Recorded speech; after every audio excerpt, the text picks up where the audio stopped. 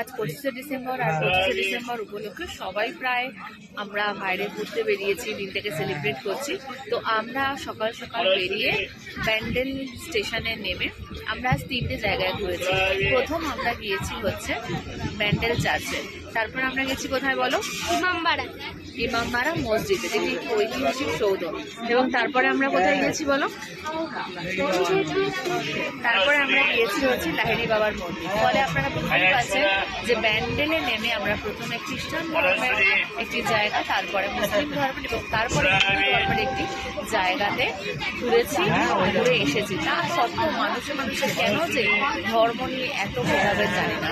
আমি দেখেছি মুসলিমরা গিয়েছে মন্দিরে, আমি দেখেছি খ্রিস্টানরা গিয়েছে মসজিদে, আমি দেখেছি আমি নিজে হিন্দু হয়ে আমি চার্চ, মসজিদ এবং মন্দির 3টেই ঘুরেছি। ফলে এরপরে আপনারা কি বলবেন? এখনো কি ধর্ম নিয়ে মাতামাতি করতে